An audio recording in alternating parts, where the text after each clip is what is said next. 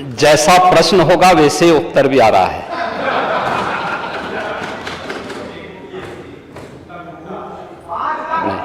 शांति सुनो। प्रश्न ही उल्टा था तो उस उल्टे प्रश्न को सही करने का प्रयास हुआ है। और अभी तो आपने आधा ही उत्तर सुना है।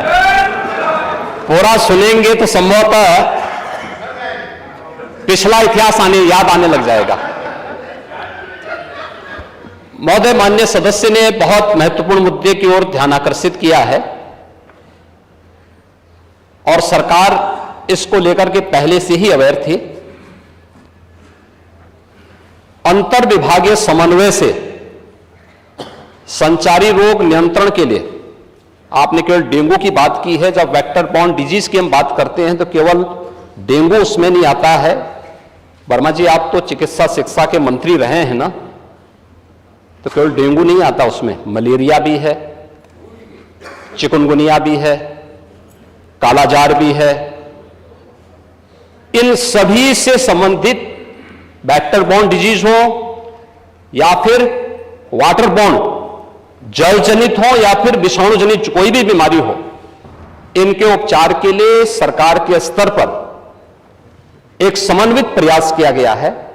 और उस समन्वित प्रयास को ही हम लोगों ने संचारी रोग नियंत्रण का एक विशेष अभियान वर्ष में 3 बार चलता है कार्यक्रम, जिसमें पहले 15 दिन संचारी रोग के लिए अवेयरनेस के साथ साथ अंतर विभागीय समन्वय से स्वास्थ्य विभाग नोडल विभाग होने के नाते सभी अन्य विभागों के साथ समन्वय के माध्यम से इन कार्यक्रमों को नियंत्रित करता है। इसके बाद डोर टू डोर जाकर के दस्तक अभियान के माध्यम से कहीं भी कोई व्यक्ति जो बुखार से पीड़ित है, उस व्यक्ति को नजदीक के स्वास्थ्य केंद्र में उपचार की सुविधा दिलाने की व्यवस्था करना। उत्तर प्रदेश 25 करोड़ की आबादी का राज्य है और स्वाभाविक रूप से अलग अलग क्लाइमेटिक जोन होने के नाते अलग अलग क्षेत्र में अलग अलग प्रकार की बीमारियां देखने को मिलती हैं। जैसे आप ईस्टर्न यूपी से चलकर के नेपाल की तराई से लेकर के सहारनपुर तक देखेंगे तो इंसेफ्लाइटिस से पूरा क्षेत्र प्रभावित था। अगर आप बरेली और बदायूं और उसके आसपास के क्षेत्र को देखेंगे तो यह क्षेत्र मलेरिया से ज्यादा संक्रमित रहता था। वाराणसी से लेकर के प्रयागराज, लखनऊ, कानपुर होते हुए अगर आप फिरोजाबाद, आगरा तक पहुंचेंगे तो यह पूरा क्षेत्र डेंगू से प्रभावित है। अगर बुंदेलखंड क्षेत्र में अगर आप देखेंगे तो यह क्षेत्र चिकुनगुनिया से प्रभावित है। बिहार से सटे हुए जो हमारी सीमाएं हैं वहां पे हम देखेंगे तो कालाजार इन क्षेत्रों में ज्यादा प्रभावी रूप में देखने को मिलता था। और सरकार के द्वारा जो समन्वित प्रयास किया गया है, आपने केवल डेंगू की चर्चा की,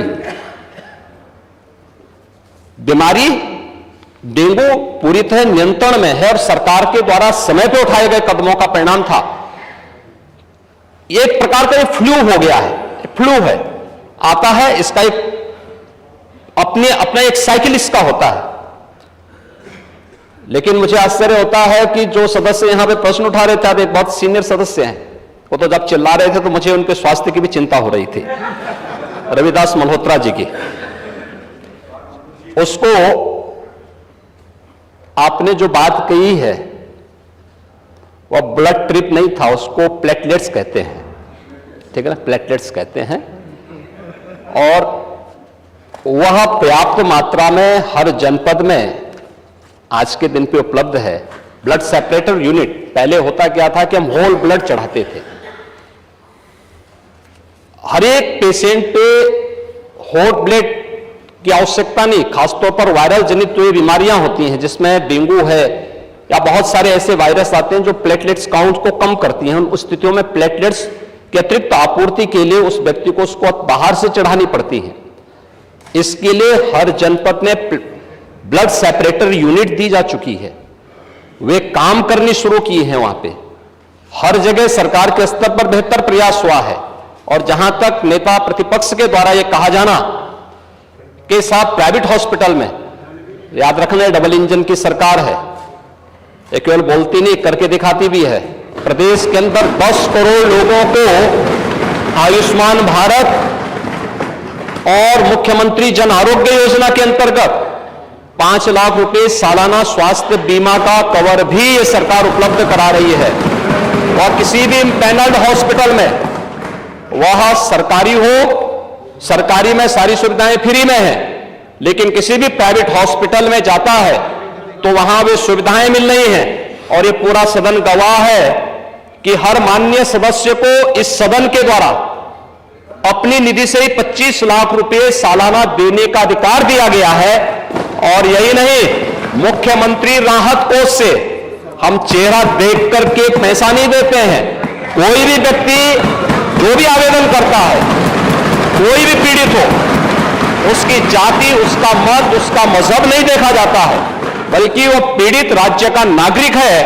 उसको प्रदेश में, देश में या दुनिया में जहां कहीं अच्छी स्वास्थ्य की सुविधा मिलती है, और सुविधा के लिए मुख्यमंत्री राहत कोष से भी हम पैसा देने में कोई कोताही, तमाम मान्य सदस्य विपक्ष में बैठे हुए हैं, वो हर व्यक्ति इस बात को कह सकता है।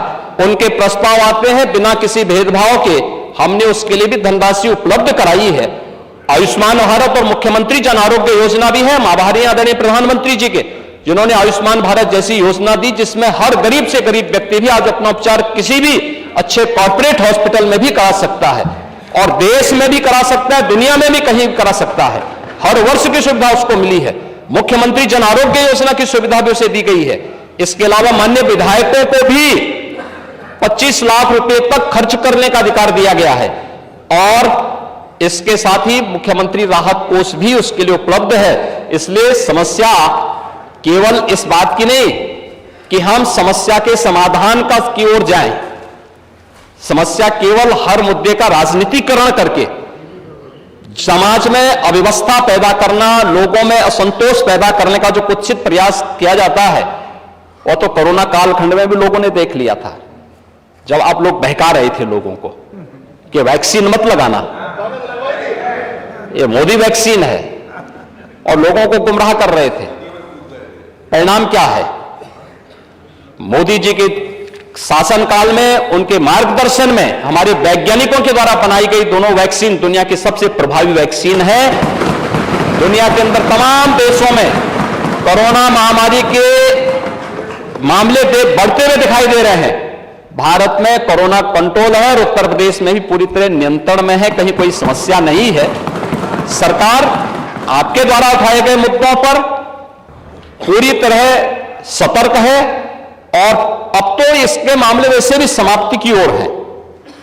बरसात के समय जल जमाव वाले क्षेत्रों में, अन्य क्षेत्रों में इस प्रकार की बातें देखने को मिलती हैं। और ये केवल डेंगू के मामले नहीं होते, इंसेफ्लाइटिस के भी मामले होते हैं, मलेरिया भी होता है, कालाजार भी होता है, चिकनगुनिया भी होता है। तो आपकी जानकारी के लिए, हो सकता है कि काफी दिन हो गए मंत्री पद से हटे हुए, तो आप भूल गए होंगे, तो आपके संज्ञान में लाने के लिए हमने दिया था। इधर रहते तो हो सकता है कि कुछ लॉलीपॉप मिल भी जाता, लेकिन वहां रहकर जब वो कभी नहीं मिल रहा।